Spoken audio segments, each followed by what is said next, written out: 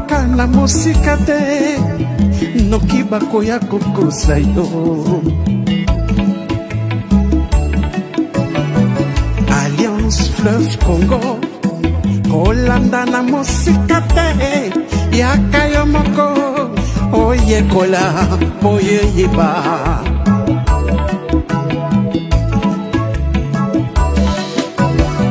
Révolution constitutionnelle et botamine l'article 64 il y a beaucoup l'ikondi constitution Corneille Nanga na général Makenga basangani bakutani babengi ba révolutionnaire nyoso ya mboka na diaspora pour la unité nationale AFC Lingoma biso ba Congolais AFC Lingoma biso ba Congolais AFC et salami pour ba Congolais nyoso tango yangoyo tango yangoyo tango yangoyo to sangada Aba mauvaise gouvernance Namboka Aba le discours de la haine Aba le tribalisme To bengani détournement To bengani ba fausse promesse AFC lingi fédéralisme Namboka AFC ils ont prêché unité Namboka Biso nyoso loboko na loboko To salela mboka na biso To bongisa mboka bapangier Lokumu ezongela Congolais Congolais Le président Bertrand Bissimois Le Corda Nyanzimich Murula AFC yeah Lingomba na biso Lingomba na biso Ba Congolais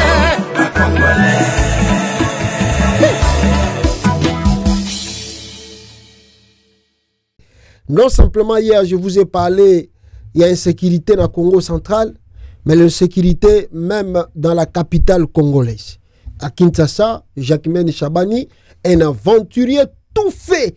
Jacquemaine Chabani ne sait même pas là où commencer pour maîtriser la sécurité, même à l'intérieur, même à la capitale Kinshasa. Dans la province que nous n'en parlons pas. Chabani, il a voyagé à Mingi, à Kendaka Lualaba, à Kendaka Nao Katanga, Pokuna Larezali. Bayi baba minere, basomba bandaku na poto, banvoa mabanginda. Chabani sur la sécurité, il y a petit peuple azomonanate, azoyokanate, soke zalaki opposant au PPRD bazongeli ba activité, alors yé Chabani alobio na ko saisir justice, na ko saisir justice pour nini PPRD fait kufa na mboka oyo. Pourquoi PPRD a répondre de activité na ye, bango balobio do to ko saisir justice pona babo ma PPRD na kata Congo pour bazali bata M23. Bon même ma preuve, preuve devant la loi. Bon prouver que bazabata M23 bongo bakatango tomona ndenge bakokata makambo bakabila mais bongo insécurité o eza ko renia Chabani yozo tarango te yoka kabila ata bokangi PPRD bazo sabino ke wana bozo sa les juristes de prudence les référence Nicolas Goya Tshisekedi ozala présidenté bozo ko aider bato pona ba boma IDPS définitivement na kata Congo ba bannir ngo complètement Nakata Congo. Bon continuer à la ventine bino na ba kabiliste et puis toyebi ke kuna ba jiji tout baluba na baluba. Ba président ba cour constitutionnelle baluba na baluba kaka. Tokota la justice c'est comme ça là ma.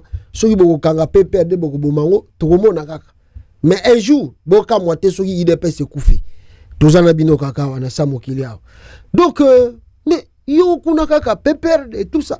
Le makambo insécurité na kata capitale bat bazoko la te. Congo central n'en parlons pas.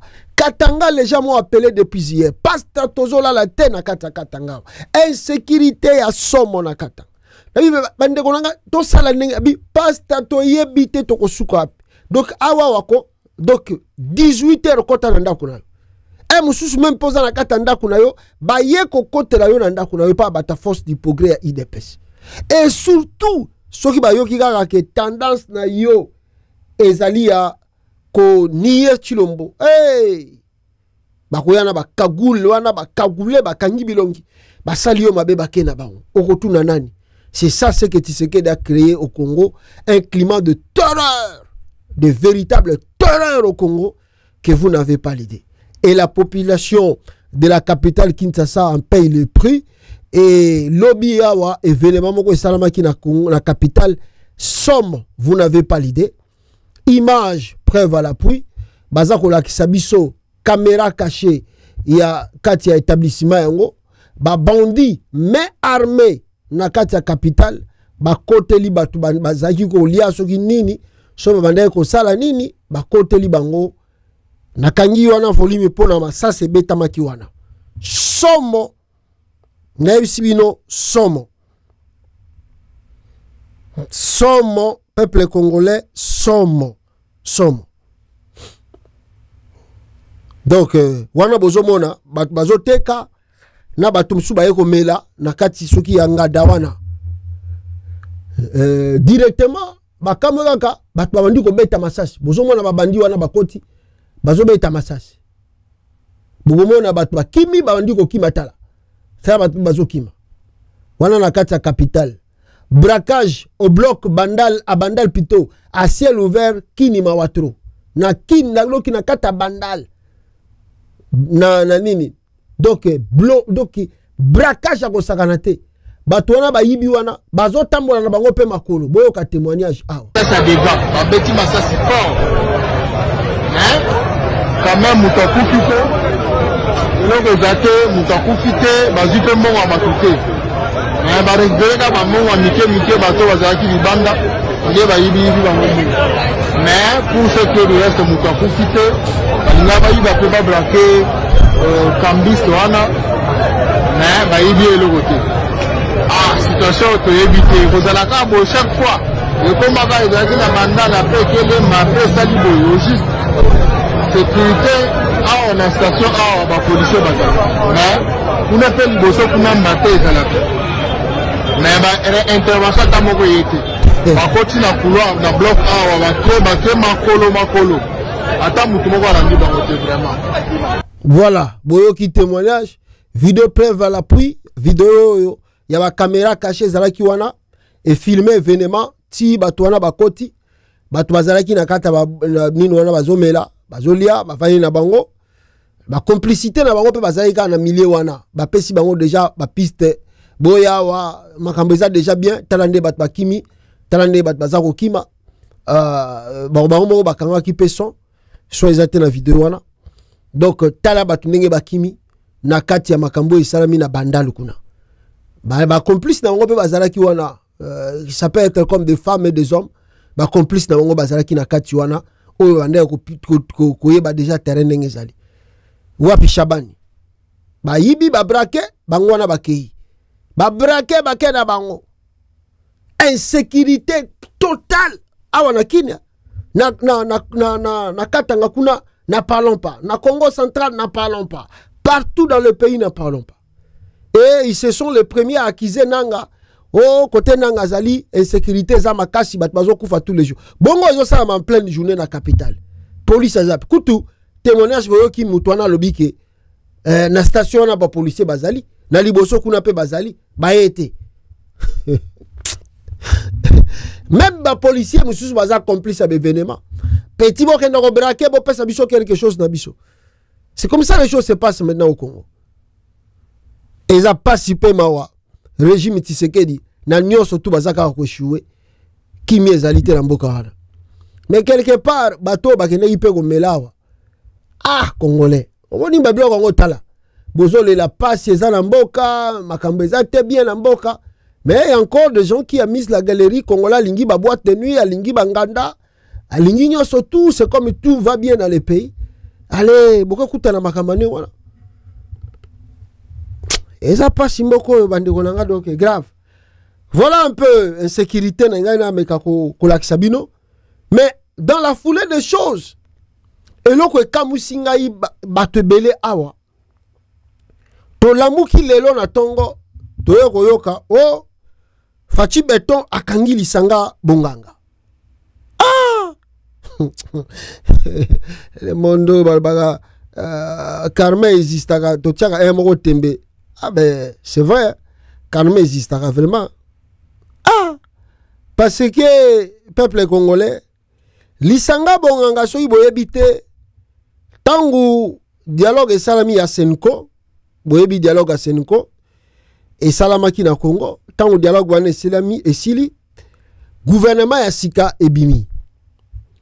Et tangu gouvernement na ebimi balobi bon nani akoza la premier ministre banome Bruno Tshibala ouais IDPS pour babaki poste à IDPS faisons na IDPS.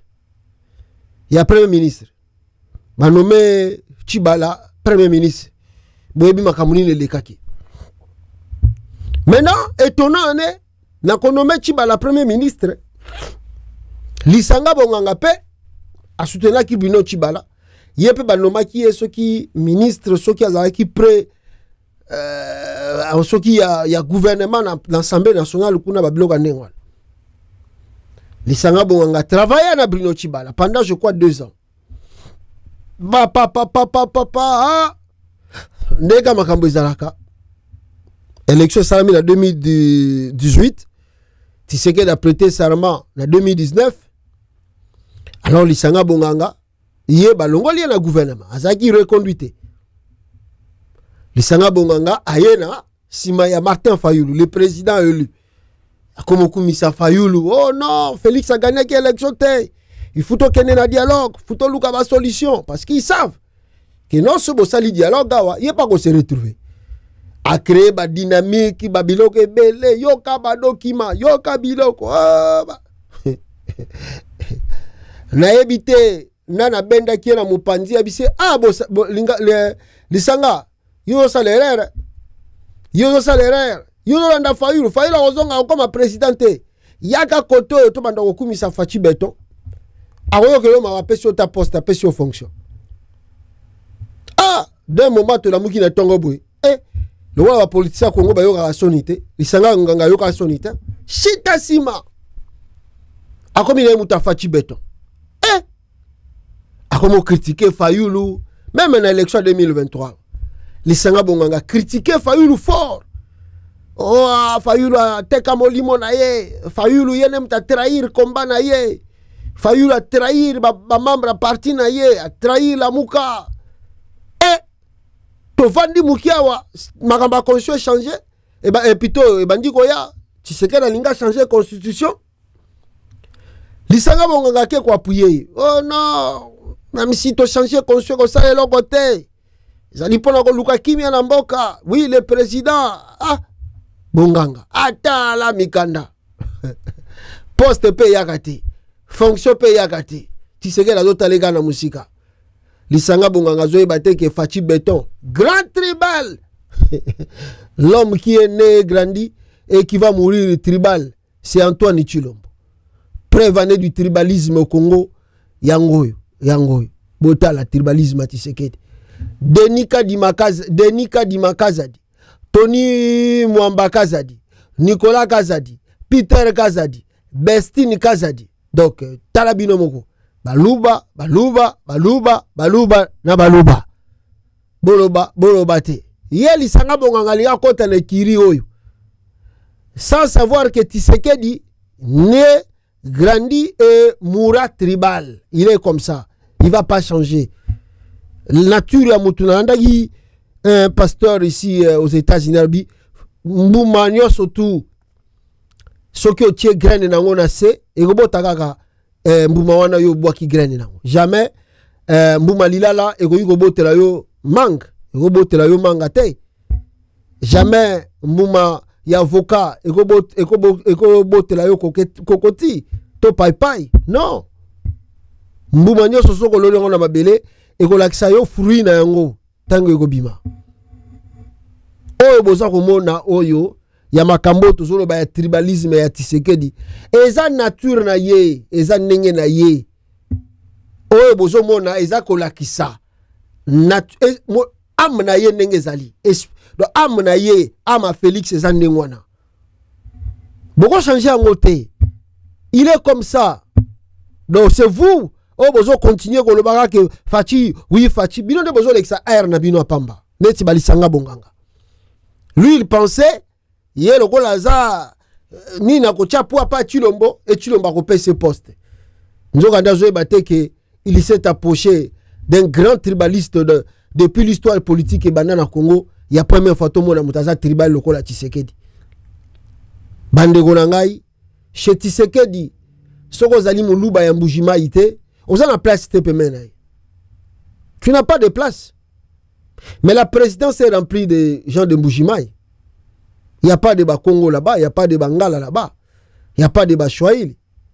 La présidence est remplie, je vous assure, na Balouba et Mbujimaï. Il est comme ça, le monsieur là. Si c'était pour Tshisekedi, Congo est comme un royaume Luba. Ça va changer la constitution, n'est pas un binolobi.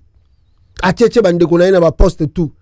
Bomeki ba kangi bino oh yozo me tribalisme na mboka. Nzokande c'est eux les plus grands tribalistes na kata Congo. Alors c'est comme ça que Lisanga Bonganga croyant que hier bande ko sala malamu pa ya Tshisekedi asimbi touche. Asimbi touche lelo on apprend que Chilombo akangi beko.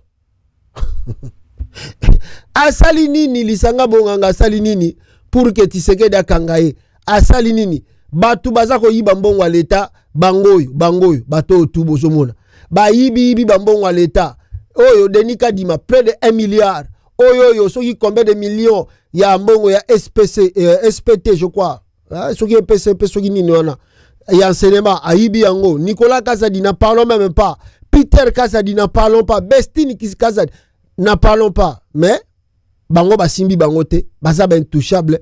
Pourquoi baza ba frère et puis baluba ya Mbujimaï kuna basimba ka bangote sikoyo ye asali nini muto yo asali nini pour que Chilombo akangaye. Nous apprenons, je vais lire seulement comme ça sur son arrestation, on ne sait pas, mais regardons un peu, lisons un peu qu'est-ce qu'on nous rapporte sur ce dossier. Le port plutôt alobibo ye lisanga bonganga zoba. Les portes de ma maison ont été cassées. Cela a scandalisé tous les quartiers. J'ai accepté volontairement de venir au parquet pour ne pas donner l'impression que je me considère comme un intouchable. Mon enfant et mon grand frère ont été tabassés. Le grand frère se trouve actuellement dans un état méconnaissable. Lisanga Bonganga depuis le parquet de Matete à la 4e rue. Lisanga Bonganga lobi bambila o ba yaki kuna soki ya anere, soki ya service nini ngana bino peto ebite. Ba yaki na soki 3h du matin, soki 4h. Ba menacer ba buki ba porte ozo kendelelo. Ozo kendelelo. Oh, nini allez buka porte kuna. Bon, je sais pas si son fils azaki un peu âgé, peut-être alinga ça la défense. Ba pollution na ba zumo na Lisanga Bonganga ba tindiki kuna. Allez ba bandiko nyataye, OK. Donc la garde républicaine, ANR, police mélangée na ba militaire ba yekuna ba sali événement. Donc non Lisanga Bonganga fabima. Grand frère na ya linga megaboy ba tombolier ba boaki kuna kutu. Azayi soki l'hôpital méconnaissable to éviter entre la vie et la mort. Asali nini yemogabi brutalité et bandi. Abata magi na sambeto abimi yemogabi oh ezo lega kuna donc abimeli na porte sima poso kabimaki directement elinga ko zala grave abimi na porte sima sauter mira yemogabi te ndenge zaboye na okima pete na kendega na parquet ya 4 millions alimete na se rendre ngeli Lisanga Bonganga ke se rendu lui-même na parquet Matete kuna na yego mi pesa lokola mbeka fais de moi ce que tu veux Tshisekedi. Sikoyo bato balobi omoni Bonganga awa bakangiye Tshisekedi aza tribal tolobaka yango. Vous avez des preuves à l'appui tolobeli yango lobi awa. Nicolas Kazadi a détourné ba millions de dollars avant d'appeler Kimiate asali maman interview oyo kutu ebomi même relation à Tshisekedi dans le monde extérieur. Mais Nicolas Kazadi lobi tomona ki bango na réunion na bango ya IDPS. azalaki ye nani Peter Kazadi Augustin Kabuya bango tu baluba wana ya Mbujimayi po IDPS etika nango ya baluba Mbujimayi IDPS ezala sous parti nationalité donc yango kana bayina bino lobi ça m'étonne ti lelo na Congo central IDPS existaka soki otali pe na IDPS yango ezoko exister na Congo central bazui pouvoir combien de Congo ba nommé bango ministre rien combien de Bangala ba nommé bango ba ministre ba membre ya IDPS rien oh tout ba nommé ba ministre kaka baluba ya Mbujimayi mais bata IDPS donc Bangala ba bunda te pour la IDPS ba Congo ba bunda te pour la IDPS ba Swahili ba bunda te pour la IDPS tous nommés na gouvernement Tshisekedi ce sont la majorité de baluba de Mbujimayi mais ba Congo misusu ti lelo jour wana moni bazo tambola na drapeau IDPS soki na bomba. You guys are crazy. Boza maboma. Boza mabombo milingite, milinga bolinga pe vina binote. Donc Nicolas Kazadi a sali interview grave. Bakangi asa na yona na kini azo tambola na. Oh ba dépêcher avion suye na Mbujimayi ezongisi pour ba sécuriser abibo. Ça c'est entre nous.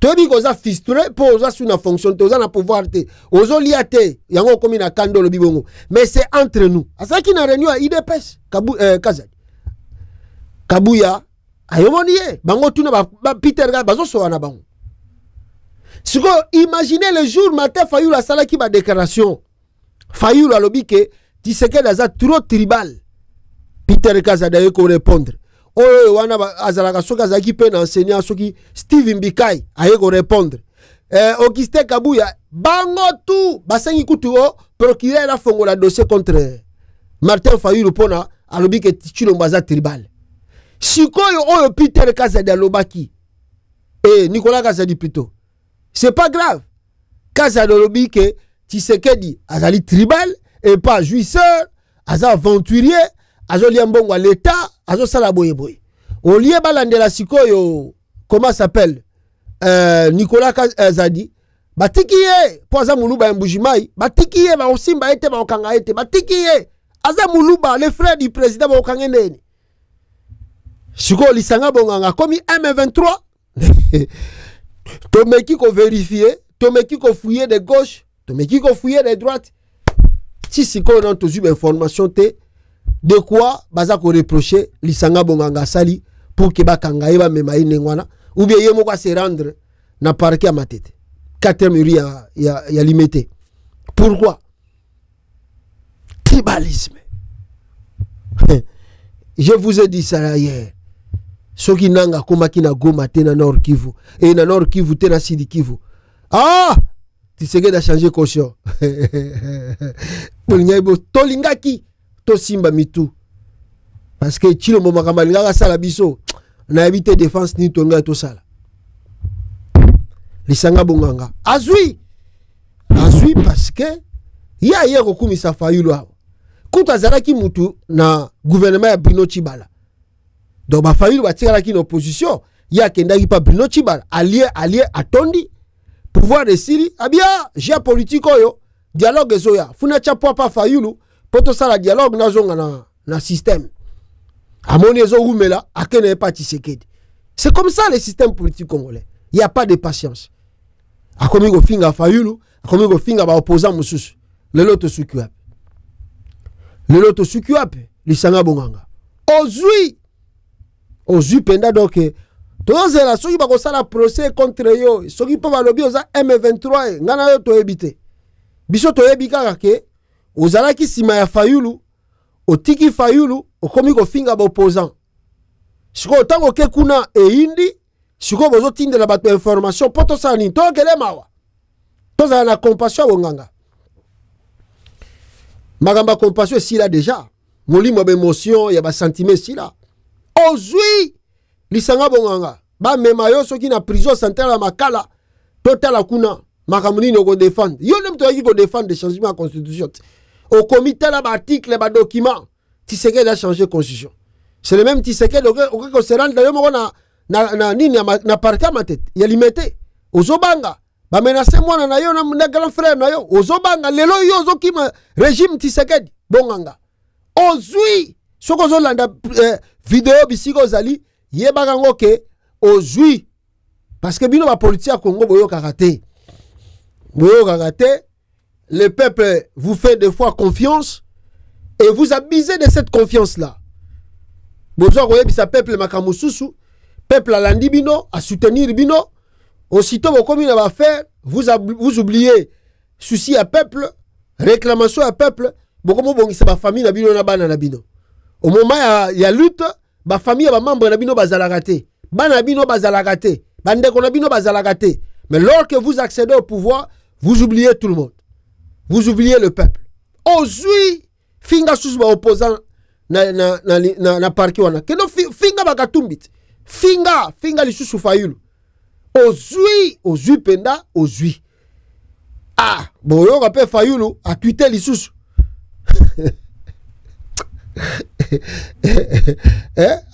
Tala ngana zo tala ngana classe politique na habité pour elle mo zo kamusa komona les mêmes politiciens bazo yiba na Chilombawa okomona kaka kendanga yeboye bazo ngina wona suna ba poste les mêmes politiciens ba trahir Kabila la majorité ba uti ko trahir Joseph Kabila peut-être peut perdre on ne sait jamais et zo ngina pouvoir bokomona kaka tout net ba caméra oyo boko banir bango na politique à Congo ba kota ka susute boko mona kaka kendanga komi na kini caméra tika li susu ka politicien akomi supe ko jouer susu rôle makasi bokamu o ezo le kanini na Congo ya mboko ngo ezo simba kate ezo linga ko avancer te boko mona kaka Kabila ye li susu ba kaka batoyo bazana Tshisekedi bozo ganga ba miyibi ba se retrouver na bango susu na régime Kabila.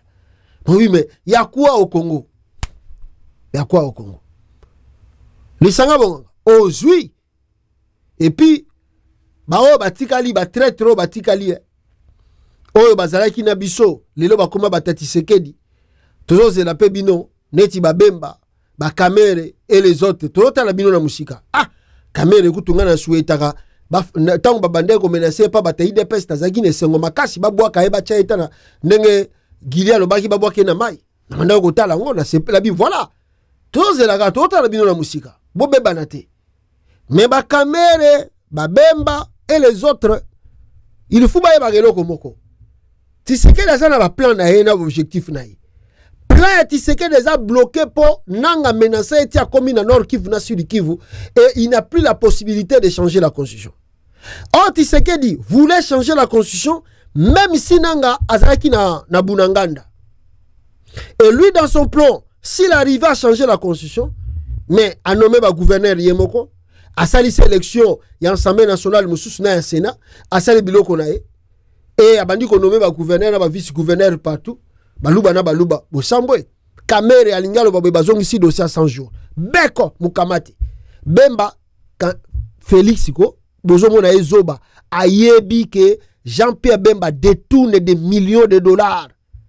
Félix ayebi que F bazayiba bazako yiba bazako teka banzete na chopo yako sakanate ayebi na ye mavandi silence loko na zomo na te na bande ko luka a atteindre objectif na ye parce que soka changer caution Bembo lingo mekaka boy apumboli le dossier prison bino tiboli prison ayebi bino basana ba bloko tout mais basala wala bazoba ke botika bango oza ba preuve au moment opportun de to bimisa bango tango ba meka ko lobawa tango to banda royaume na biso lubawa.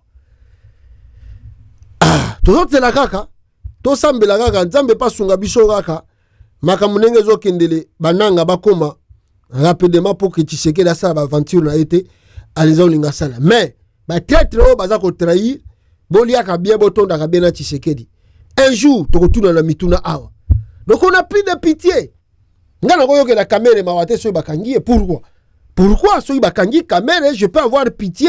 Ya koloba ke botika kamere za grand politicien, un grand voleur. Ye wana lisusu. Mbeli a double tranchant, kamere. Donc kamere baza batu moko so bolingi Congo na bino bonga, il faut bannir ye na politique à RDC. Tala makamba ke koloba na habité na Rwanda. Oui, je crois qu'ils étaient au Rwanda. Moni makambo kamere lobi na Rwanda. Boza na yo kisabino. Boyo mambo kamere auchu ko na Rwanda. Boyo ka kamere. Lwaga singize. Les politiciens Congo, ça la peine la confiance. Politique. Moment. Et pour tranquilliser tout le monde, y compris nos voisins du Rwanda, nous sommes en pleine négociation, en plein processus de rétablissement de nos relations diplomatiques, de coopération et de cohabitation pacifique. Malheureusement, les Africains attendent toujours que ce soit les Occidentaux qui viennent nous mettre ensemble. Voilà encore une autre forme d'extraversion dangereuse. Et donc, dans ce que nous faisons ici, nous devons d'abord nous faire confiance. Nous-mêmes, en tant qu'Africains, éviter qu'un pays d'Afrique soit utilisé pour déstabiliser un autre pays d'Afrique et que la République démocratique du Congo, qui est un sous-continent avec tous ses voisins-là, puisse avoir effectivement une vision d'une prospérité partagée. L'Afrique centrale, l'Afrique australe, l'Afrique subsaharienne et l'Afrique de l'Est se porteront mieux et nous allons tous gagner puisque nous sommes 110 millions d'habitants, 2 345 000 km² 407. Nous avons plus de 120 millions d'hectares de terre, 53% de toutes les eaux douces d'Afrique. Qu'est-ce qu'on ne peut pas faire ensemble au lieu de nous faire la guerre éternellement? Je termine en disant: nous n'allons pas nous prévaloir de nos propres turpitudes. Nous sommes conscients qu'il faut rétablir les attributions régaliennes de l'État. L'armée professionnelle, la police, la justice, l'administration et une bonne politique des affaires internationales et étrangères. Donc, l'Afrique, encore une fois, ce que nous disons, devons baser toutes nos réflexions sur l'amour, la justice, la vérité et la solidarité. Je vous remercie. Boyoki mambalobi kuna, boyoki mambalobi na Rwanda kuna, azaki na Rwanda. Soki forum moko boisami na Rwanda. Ye lwaka singiza ke kuna koloba biloko na ye wana. Soki pe na Uganda, soki pe na Rwanda, je ne sais pas, mais je crois que c'était au Rwanda là-bas. Lwaka singiza ke koloba biloko na ye. Partager babiloko à Congo na ba pays voisins. C'est pas possible.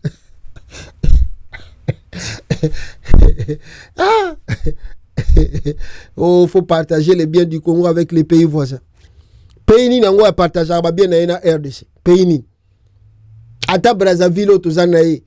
Biso to genda kuna na Brazzaville to lobi ke bino ba Brazzaville wa bozana ba pétrole ebele, bo pesa biso ndamba pétrole. Lokwa to zali na bino ba pays frontalier, bino pe bozwa kandambo, biso pe to zwa kandambo. Ou bien to teka ngo bisika moko to kabola kabala. Le Rwanda le fait, Centrafrique à Salagango, l'Ouganda le fait, la Tanzanie le fait, la Zambie le fait, l'Angola le fait. Pourquoi c'est nous? Pourquoi c'est nous que nous devons partager les biens de notre pays? Au nom de quoi? Au nom parce que nous voulons la paix. Comme on veut la paix, on est obligé de donner tous nos biens à tous ces pays voisins parce que la paix au Congo reviendra à question qui te dit qu'au Kabola Babilo qu'on a besoin partout. Donc nous ne pouvons pas, jusqu'à présent, Kamere nous dit, à travers ce discours, Bissoma Congolais, on est incapable de quoi? De bâtir une armée solide et efficace pour sécuriser le territoire na biso ya mboka wana. 32 ans, Maréchal Mobutu. To Kabola va bien na biso na banani. Avec combien de gens on a partagé le bien de notre pays pour que Kimia sa na mboka? Non, bino nde boye ko bima après ka politique a afdel les bandits papa bobimi na biloko na bino te ngwana mboke comment déstabiliser. Allez na bruti loko la tue mbaye a bomi a destructurer l'armée avec son esprit tribal, a destructurer l'armée complètement. Tala loi kasingize. Boka bola biloko na bino na ba pays voisins pour que mututo bénéficier to sala ka susu bitumbate to saka bandeko banine. Bin yango na bisi bino batu loko na ba Kamere ko fubo banir bango pour que Congo et avancer dans Mbokana. Tant que les Kamere tournent tout autour de la politique du Congo, c'est impossible Mbokana soit Kimia. C'est impossible que le Congo avance. Les Kamere batute wana. Bien yo kan kendo ko pesa bango mena yo kendo pesa pa James Kabarebe, pesa ka bango tous les jours. Biloko nini ya Congo ba pesa. Vous êtes incapable de sécuriser votre pays. Ndakuna yo Kamere. Alors tu as des filles comme tu as tes filles là. Alors bah voisin va menacer tous les jours. Oh non, mais j'ai de belles filles ici. Pourquoi il faut me menacer? Venez ici, bon ça va fille nangai, so bon comme ça bango basi na bino comme ça bango. So bon bot ça bango même si Vous ne payez même pas de dot, il n'y a pas de problème. On est voisins quand même. Ma maison à moi, j'aime bien. Et puis toi, tu viens chez moi, tu commences à prendre ça par la force. Et puis moi, bon, pour chercher la tranquillité, la paix, oh, viens prendre de mon frère. Ne faut pas venir la nuit.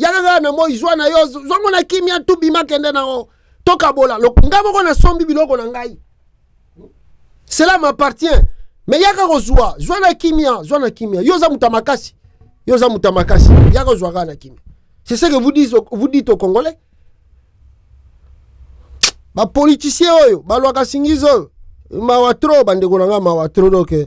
Voilà, on a koloba sur le dossier Lisanga Bonganga, tokotala suka nango soke ko kende tu wapi dans les jours à venir. Alors très rapidement, peuple congolais, je voulais que Boyoka Muto Nenga Zoloba sur le détournement et puis tokotana point mususo ambalama.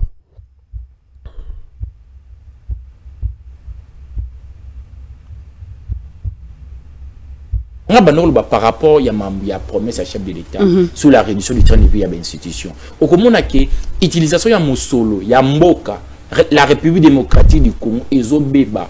Au lieu de place Mosolo, il y a Mboka et Kende pour pallier les différents problèmes de la population congolaise. Mbongo est belé et comment on a une institution. On a preuve. Sous le régime Kabila, la présidence avait un budget annuel de 164 millions de dollars. Mais sous le régime Tshisekedi, aujourd'hui, la présidence a un budget annuel de 297 millions de dollars. La primature, sous le régime Kabila, avait un budget annuel de 38 millions de dollars par an. Mais aujourd'hui, sous le régime Tshisekedi, la primature a un budget de 67 millions de dollars par an. L'Assemblée nationale, sous Kabila, avait un budget de 114 millions de dollars. Mais sous Tshisekedi, l'Assemblée nationale a un budget de 241 millions de dollars. Et pour finir, le Sénat, hier sous Kabila, avait un budget annuel de 48 millions de dollars. Mais sous Tshisekedi, le régime de justice, le Sénat a un budget de 91 millions de dollars. Plus Baselil Oyo. Plus 53 établissements publics créés par le régime Tshisekedi. Régime Tshisekedi, balaki sibisoki, baya pona ko travailler pour la peuple. Voilà. Baya pona ko travailler pour. Voilà, boyoki, bambo onenge va multiplier le budget.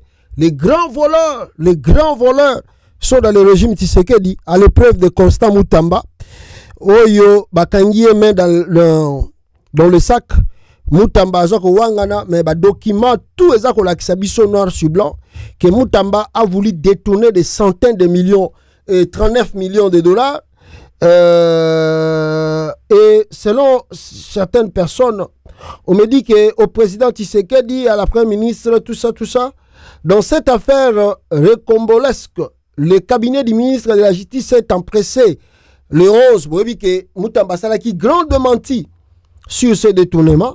Mais en même temps, document mususu utaki soki na Senaref baeko a prouvé que Mutamba lingaka yiba 39 millions de dollars.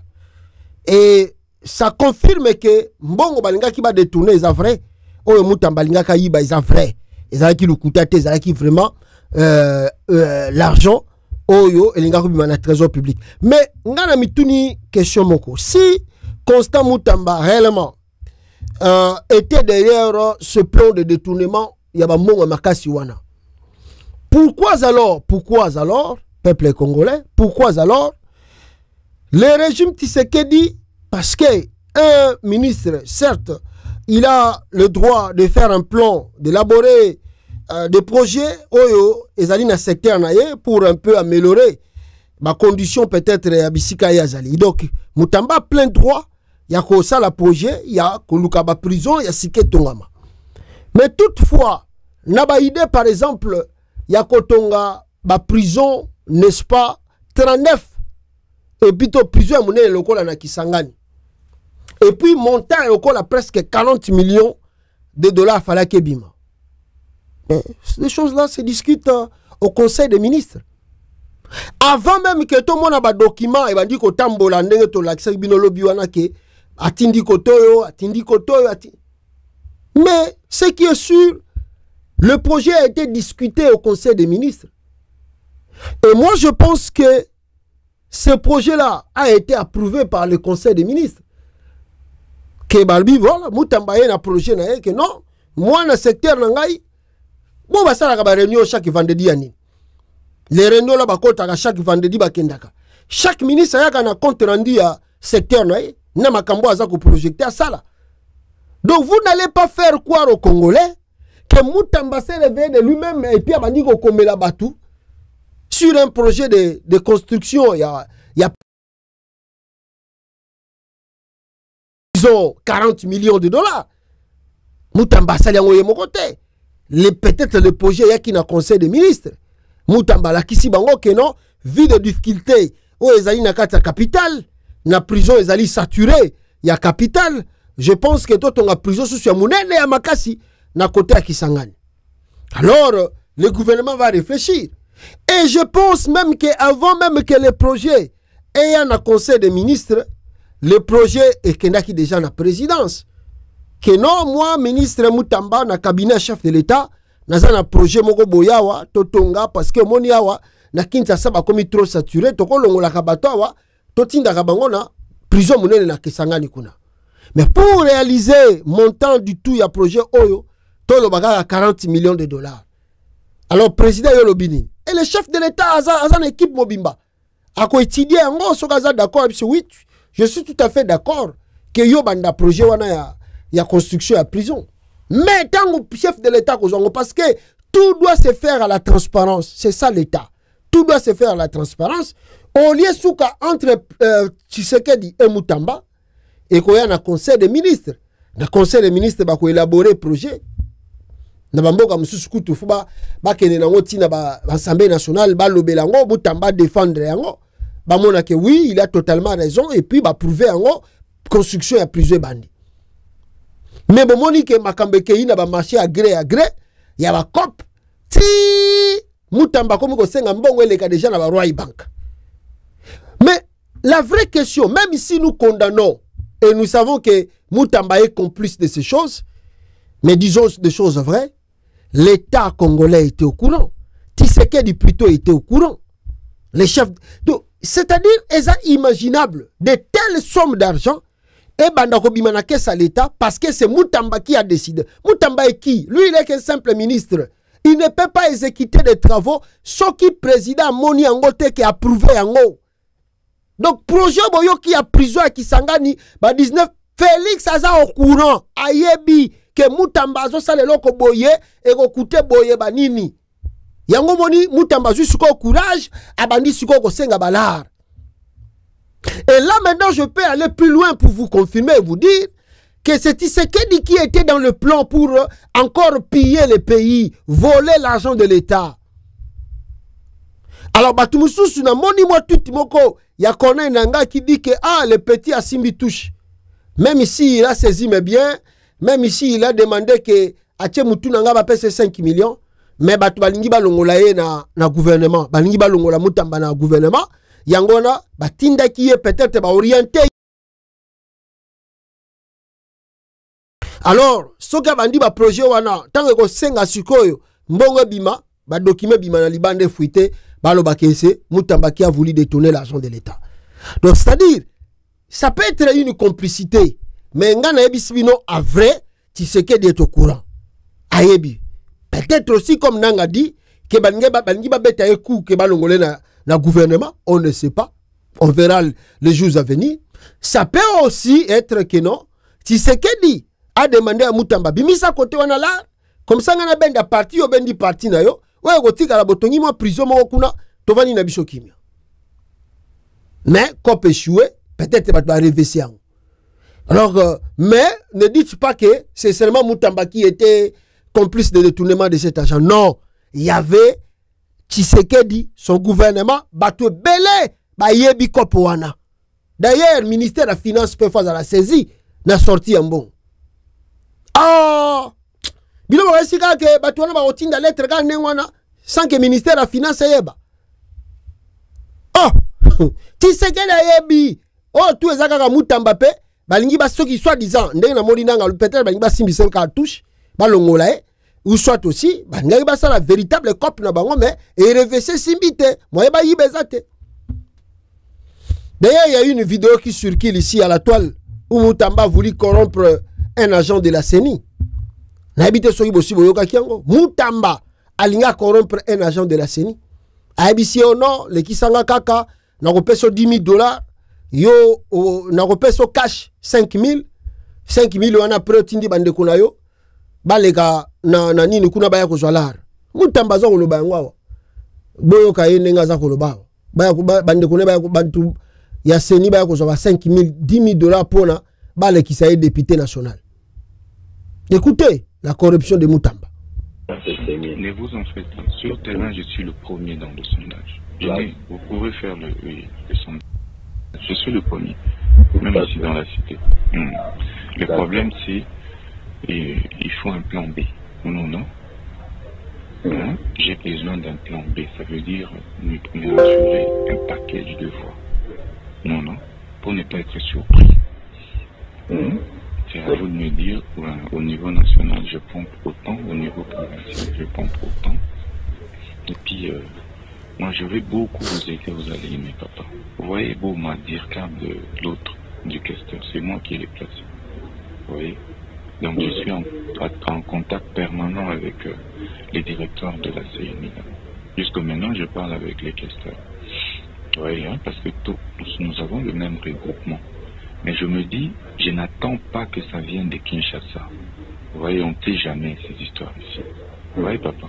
Ben, ça peut arriver comme ça. Oh non, c'est trop tard. Oh, c'est ceci, on ne sait jamais. Je veux finir mon histoire ici à Luba. Quand les résultats montent à Kin, c'est beaucoup de voix directement. Vous voyez? Comme on ne sait pas contrôler tout. Vous voyez, nos jeunes gens-là, au moment où je vous parle, les députés sont déjà à l'intérieur. J'ai croisé certains vers qui s'envoient et tout pour corrompre les jeunes gens-là avec les machines à voter. Je les ai tous croisés avec l'argent. Alors, moi je ne voudrais pas rester en marge. Au lieu de traiter avec eux, moi je traite avec vous directement. Donc ce qu'on peut faire maintenant là, alors, on vous pompe 5 kilos. Ou si vous avez quelqu'un de sûr, aussi à Kin, il peut passer chez ma femme et on lui donne vraiment discrètement. Oui, d'abord, pomper juste les voix. Je donne d'abord 5 kilos, alors, et puis juste le soir ou demain matin, quand on a le résultat consolidé de votre part, on sort de tout. Voilà, Moutamba zo corrompre, Moutaseni na $10,000 pour aller à député national. Au moins, donc c'est ça la réalité de la République démocratique du Congo. Tandis que la population souffre, le régime Tilelo, si les jeunes ne font rien, on m'apprend aussi que couverture santé collective, il y a Tshisekedi, bande konangai, fixé en haut na $2,5 le mois.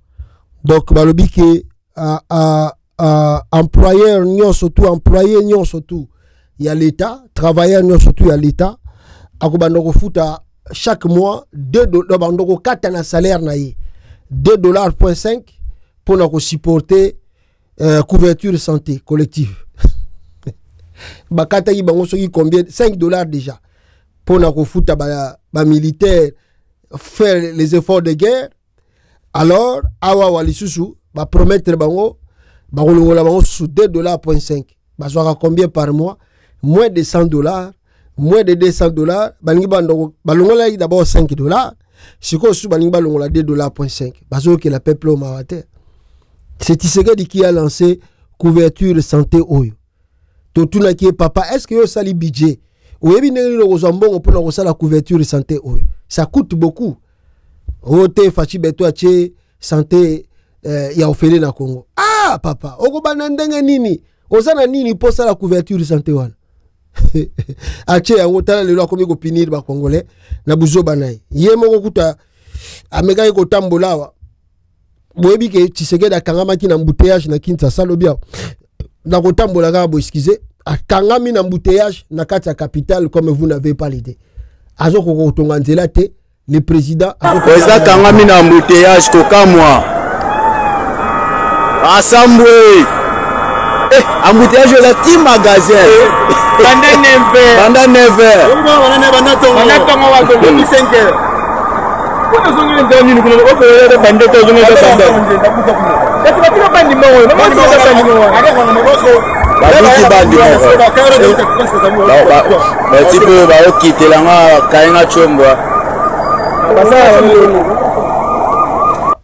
Voilà, Tshisekedi akangama ki na embouteillage avant-hier na kati ya capitale. Mawa trop parce que nini azo tongelo côté azo sa côté. Voilà les choses qui se passent dans la République démocratisée du Congo bande konanga. Alors, sans plus tarder, ce qui s'est passé auto makambezo le cas na interview mo le cas qui na TV5 le jour passé awa oyo balobi ke Moïse Katumbi azalukuta Katumbi alobi o ba minere et sili na Congo o Tshisekedi alinga ça les aba rêve. Hier moi je vous ai expliqué clairement que mindele baza batumoko kaka foko zana bango ke bakaka. Keba po baza batumoko baza trop logique té. Bon ba médias na bisaki bino la majorité des médias à la propagande aussi ils sont payés par ba gouvernement ya mboka wana pour manipuler les opinions. Bon, intérêt à TV5 ezanini, ce qui Katumbi alobi que il y a pas de minerais au Congo. Intérêt na bango pour na baya ko sala démenti wana ezani. Faut se poser maintenant de vraies questions. Intérêt à TV5 ezanini pour na ko sala démenti, ce qui Katumbi alobaki vérité ou alobaki faux. Katumbi ne vit pas en France. Katumbi n'est pas un citoyen français. Il a fait son interview, il est en anglais, et puis peut-être les Congolais vont s'intéresser pour la démenti. Si les journalistes à TV5 vont faire des recherches, soi-disant, des recherches, pour prouver quoi? Pour la Kisanine. Ils ont même écrit plutôt dans leur titre journal, oh, les mensonges de Moïse Katumbi. Ah, franchement, mboka na yote, mboka na ngai.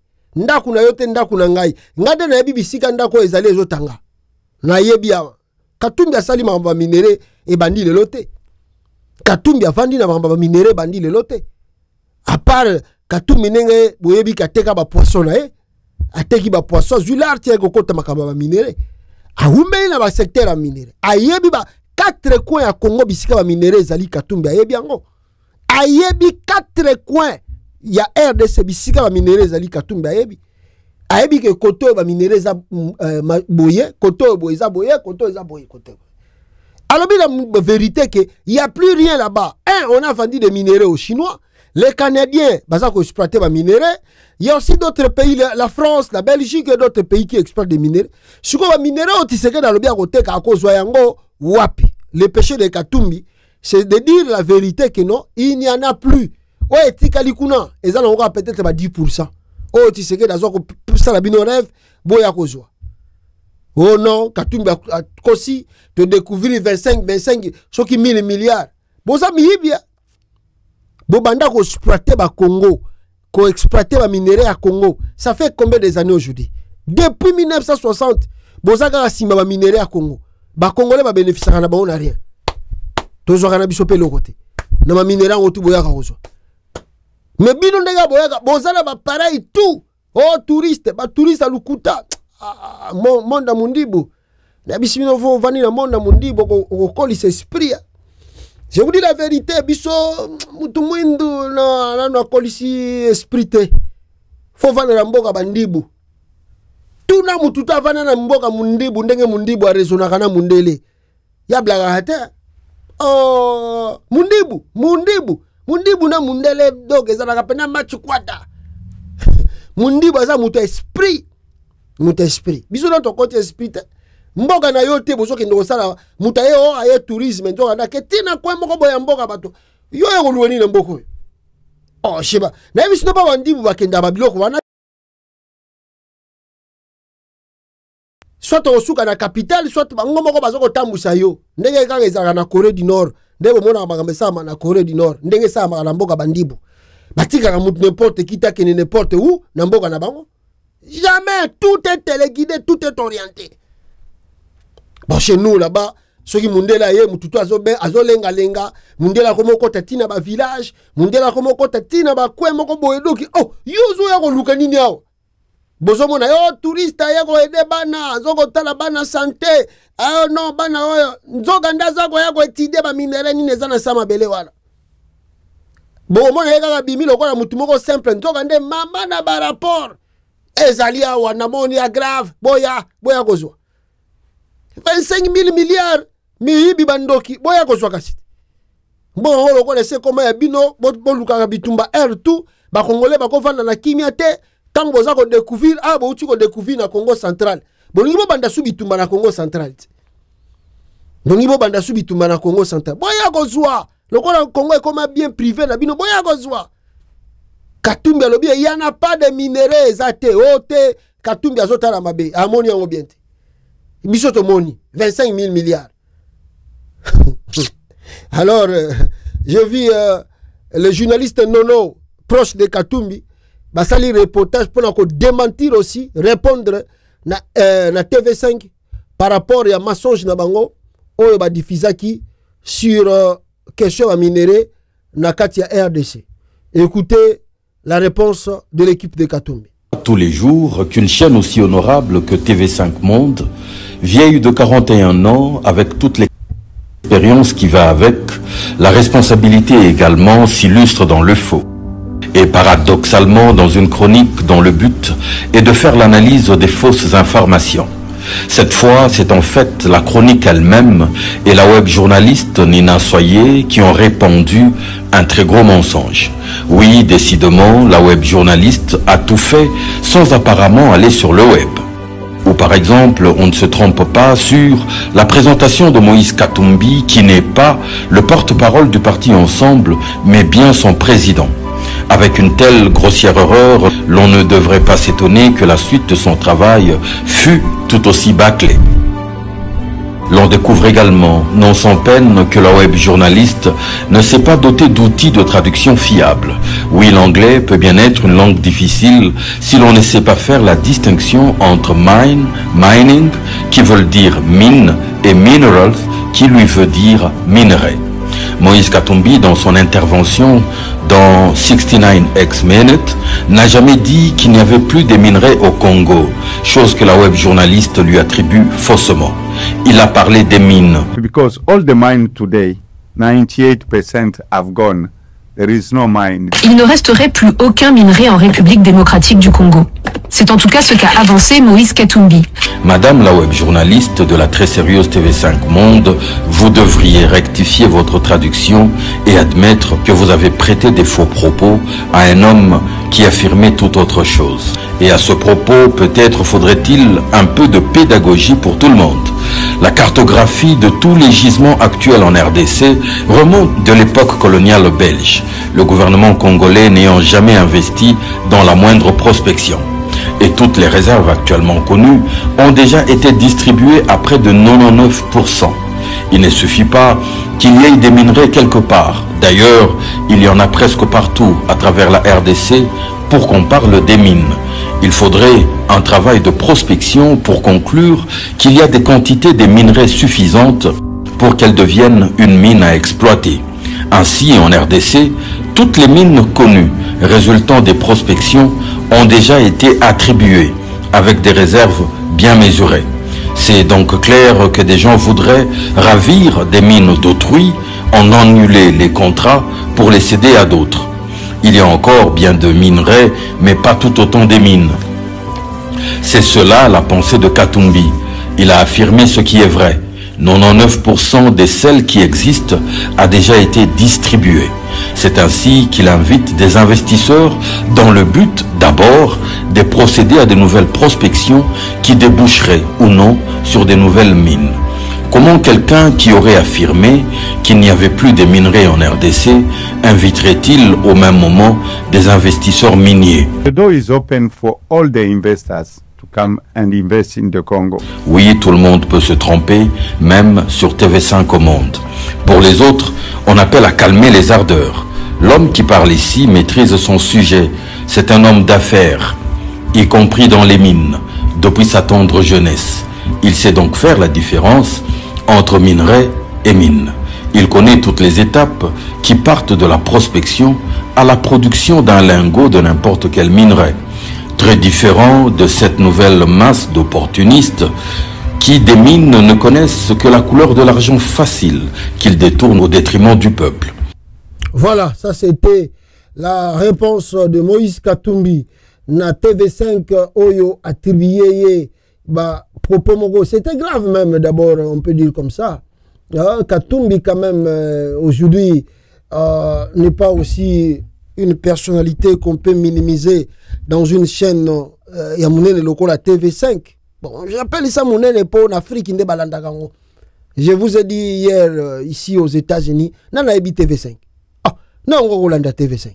Ah, en États-Unis, tout le monde des Américains sont Ebi TV5. Bah, ok, non, ouais. Bah, Ebi Koutango, donc, TV5, ils ont la chaîne, il y a un Kinshasa, si on tourne français, est-ce qu'on est top Congo? Est-ce qu'un français est top Congo? On a est top Congo. Ah, en États-Unis, Moutaïbi TV5 azate. Moutaïbi RFI azate. Moutaïbi France 24 azate. Bah, même écoute ma chaîne à minene à France, au TF1. Ah, bah, yebi a monté. Macron kuta ko tambolane à peine en zéla États-Unis azo tambolane. Amérique kuta ndire monina. Yebi écoute te gaza président France. Donc ezaka ba chaîne moko ba chango kaka pona ko abominer ba Africain kaka ba bomba bino ba information lukuta. Et puis la majorité de leurs traductions ezala kaka lukuta. Si quelqu'un maîtrise bien l'anglais et ayoki chaque traduction, même si on traduit langue mususu, ils commentent et mettent leurs trucs sans que même bakene na fond et lobby. C'est comme ça qu'ils nous ont voulu attribuer de mensonges graves contre les propos que Moïse Katumbi a tenus sur les minéraux. Cela n'existe plus. Tshisekedi a tout vendu. Bakende kuna bozo lugande guerre mususu banda. Bakende fausses informations. Voilà, on va pas tarder sur ça. C'était juste l'éclaircissement. Il y a communicateur proche de Katumbi et si nous on a aussi voulu pour éclairer un peu l'opinion dans ce sens-là. Et sans plus tarder, Corneille Nanga na Toyoki, na Qatar, Makambozo Kokende grave et à notre possession au Toyoki et au na Qatar, on nous dit que la fin de la crise en RDC est Zakoya. Qu'est-ce qui se passe? On nous dit que Qatar apprête une table ronde autour de laquelle siégeront Tshisekedi, Kabila, Fayulu, Katumbi, Nanga, Bisimwa, Mouteba et Bokondua. Alors, ce sont les gens-là, on va le dire qu'il y a une discussion à la table. Ce sont les câbles de CNews qui confirment cette info sur base d'un draft que les autorités qatariennes ont fait parvenir aux différents états-majors des leaders politiques en air de Congo, des Congolais, le plus en vue, à savoir Félix Tshisekedi, Joseph Kabila, Martin Fayulu, Moïse Katumbi, Corneille Nanga, Bertin Bisimwa, les monseigneurs, peut-être monseigneur, Fulgence Mouteba et André Bokondua. Le dit draft contient les engagements que propose au débat la médiation qatarienne aux leaders congolais comme piste de sortie aux multiples crises complexes que traverse la République démocratique du Congo depuis des décennies. Ces engagements sont dialogue, pas de changement de la constitution par Félix Tshisekedi. 2. Félix Tshisekedi reste en fonction jusqu'en 2028.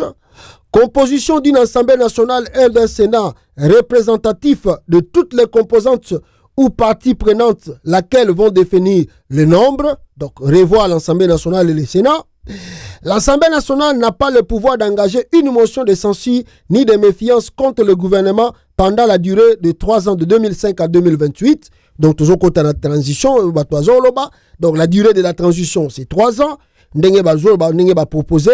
Et pendant ce temps-là, l'Assemblée nationale qui sera renouvelée avec le Sénat, bazana droite, il y a la motion de censure contre, n'est-ce pas, ou bien motion contre ministre, tout ça, au gouvernement, il y a transition. Et puis, on est qui 5, 6, mise en place d'un gouvernement réduit nos budgétivores. Donc, le gouvernement, au lieu peut-être à la 50 ou 60 ministres, on peut arriver à 35 ou 40 ministres, on ne sait pas. Et puis 7, la réduction des trains de vie des institutions. Après, il y a déjà plus de 1 245 on doit réduire cela, tout ça. Définir plutôt de manière consensuelle les réformes amenées pendant les 3 ans. Alors ensemble, comment changer la CENI, l'Assemblée nationale, le Sénat, le gouvernement, l'armée, la police, l'ANER, tout ça, il faut qu'on réforme. La justice aussi y compris. Alors, signature d'un code d'éthique et conduite par les gestionnaires mise en place. Suite, il y a code nino muta violé en côté, tout ça pendant ces 3 ans. Et signature, voilà, voilà. Et pendant ce temps, chaque chef de file devra composer pour les déplacements de Doha une équipe de 6 délégués. Donc chaque équipe, ma délégation a 6 personnes, lesquelles prendront part aux assises que suggère la médiation qatarienne, qui face à la complexité des questions RD congolaises, plutôt que de chercher à la résoudre les problèmes de manière sectorielle du genre, Félix Tshisekedi préfère aboutir à une solution globale. Alors c'est ce qui se passe pour l'instant et c'est ce que nous attendons. Peut-être c'est une voie pour la sortie, on ne sait pas, on verra. Ndenge balobi makambozo le kana Qatar, les Nanga continuent d'avancer. Soki botala ki d'informations te, je vous recommande de regarder encore les informations sur la révolution. Bazako Poussana, Malembe, en attendant to aboutir, Soki Tshisekedi, Agoyoka, Navon Oyo, il y a dialogue, Bazako proposé. Boyo Kananga, Ndenge Azako Loba, Ndenge Nini, Bango Bazako Kana, et comment les choses peuvent se passer sur les choses Izako Leka na Qatar. Bodo tapé ma solo na bato Félix Tshisekedi na Doha. Est-ce que ça coupe na binoté? Donc, Bolamba, Manda Eleka, on ne comprend pas. Comment je solo là? Donc, Bozo solo là, Kuna, Bolia, Bozo solo là, Boseka, mais côté Batouba Kufa, donc ceux qui sont bloqués à Kinshasa ne peuvent plus rentrer ici. Expliquez-nous le biscope les années. Est-ce que vous avez la COP na Tshisekedi? Mais vous avez la COP na est-ce que vous avez la COP na Chilombo? Mais vous avez la COP. Parmi bateau ba yebi Chilombo, mingi na Congo. Ngana sana kati. Yango na vous la COP na Doha. Na yebi ke Chilombo azamu kwa lokuta. Kabali solobo solanini. Azamu ibi. Bozo solo la nini. Akoki ko kambambo kate. Oui, c'est que bozo solo la nini. Na yebi saki oke biso. Toza na COP moko na yete. Kosa la COP na ye ezali ko se compromettre. O ezo sali makuna. Tozali ko bana ebisi pona nini tozwa tokomaka na niveau ya bitumba ndenge tokomile. Tout lobi ke makambo eza na Congo. Ezali ke tozali su na etate. FABC a bomango. Police ko ba kututi. Daza ba tela trakaseni. Justice est comment atia ba luba kaka po eloko ne za tribalisme. Balinga te ba tumusu ba lobeloko opposition do inabo. Justice ba luba te mutamba no luba ta. Dictature tamu takasai. Dictature na lobite ke ba kasaya baza ba congolais te. Ba conseiller ba kasaya. D'ailleurs bango il faut que protéger bango na kasi. Pour bango ba bebiseli bango ba kombo na bango nzokande ni binyoso ba kaza di basali bakansaka batina ngokuna na Kasai nzoka kuna na Kasai bazo souffrir sur grave zaleza kuna wasakana te le Kasai na Doha tozolo baboue biso lobi ke crise toza na kati il fallait aussi sango na masolo il fallait aussi sango politique. Et tant que vous avez dit qu'on a Bunagana na Luchu, c'est tout sur la caméra cambécile. Pour faire le bon cabisso, tout ça, quoi, congolais. C'est une raison à bisso. Si qu'on le colle à gomme et coinde à diminuer, c'est à l'obac en abattement, jamais à cause de la bisso. Si c'est quoi, comme quand on va communiquer na bisso na RTNC, la présidence peut la tanguer. La présidence peut la tanguer. Pour l'année. Tu le dis que bisso, tu as dit batoya Kimia. Tu le dis Kimia. Celui qui te résoudre le problème de ton ange. Congo est là. Qu'on a été. Congo est bisognos. Mina zolo bana ho a oteka ba minere nyoso ya Congo. Nani akondimira? Aki oteka ya kabe ya kama. Niwe ya Katanga to kondimate.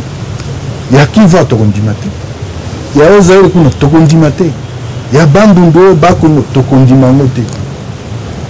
Alors toza problème toza nango ezali problème tokosi sango na masolo nde toza koyo kuna kokende na masolo eza te eza ko biso kope na biso ezali Congo. Tomoni ke boso la bien bo se retirer et puis libérer moi bande qu'on a bino akanga ki bango. To se retirer pour na kosola te, to se retirer pour na bonne foi. Ezaka ka wana te, to libérer ba tubela ba plus de 1000, plus de 2000 FARDC to kanga ka bazali ba prisonniers. Bazali ba compatriotes. Eza bonne foi. Bonne foi na biso nde toza kolo. Pour na tolito pesa chance na masolo. Mais loko moko ko bosa na te. De Kolombi. Ko bosa na loko moko te. Que Congolais nyonso esika azali aza kozela que non AFC oyo batembe bakoma noki Congolais nyonso aza koaspire que no changement esalema Congolais nyonso azoba que nous. Voilà, je crois l'essentiel boyoki ndenge nanga ebisi bino Congolais tout azo kozela changement pour dire que bazo compter sur ce qui se passe au Qatar et Bango Bazako tenir debout pour que Tshisekedi quitte réellement le pouvoir et s'il faut faire ce qu'ils peuvent faire pour que Essalama Baza prêt Yakusalayamo. Donc le dialogue ya Qatar pour eux ils allaient nango moita moko boy Bazako passer kuna en attendant que Tshisekedi accepte de quitter le pouvoir par la paix. S'il ne veut pas alors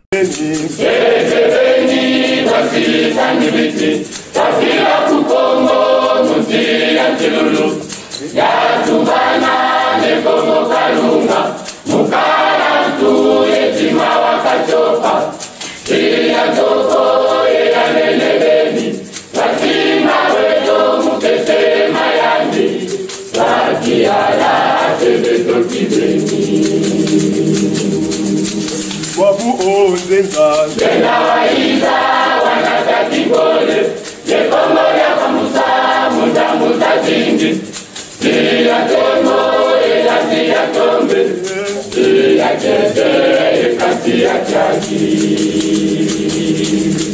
Uote kebeni Kebeni kasi samimeti Kasi ya kugongo Musi ya chilulu Ya tubana Kongo kalunga mukala tu etima wakatopa iya toko ya nenebeni kazinga weto mukese mayanju baki ala sebeto kibeni wabu owenda wenda musisi ya Kongo iya tubana ne Kongo kalunga koso kanda Zinga mutande, oso mwena, nusolo la tata. Wabu wenda, uzisi la Kongo. Siya tupana, tumumana Kongo. Kama lembo, imeni manisa. Wabu tango, yambika mumbika. Oh, Sifunyame, Nivameni Sumuna, Niakunda, Nivameni Babasa, Kanada Zulu, Ekasela Kadi, Abeleko Bimamu, Nazitu Mazane, Emona Meso, Mabelo Kibeni, Okanda Yadi, Yena Yalongo, Mama Mandelo, Adeno Kalusudi. Wabulu vingila wabu ndolele lusonga kumbu ya Kongo ikumbu ya nani ilibazaya ebaka maonga nasikisaga kumbuyo ya Kongo wabu wenda uzisi la Kongo ila tubana ne Kongo kalunga koso kanda Zinga mutande, oso mwena, nusolo la tata. Wabu wenda, uzisi la Kongo. Ila tubana, kumumana Kongo. Kama lembo, itamundika Wabu ondiona ya sweka ya baigisi Lunga lendo ya meni kumbika Lendo kya totono ya meni kumbana Mubutura kongo Katandu kandikisu Tunga etula Munza ya mbimba Efrisa tone Katatu ya kongo Wabu ondiona ya sweka ya baigisi Lunga lendo ya meni kumbika Lendo kya totono ya meni kumbana Mubutura kongo Katandu kandikisu Tunga etula Munza ya mbimba Efrisa tone Katatu ya kongo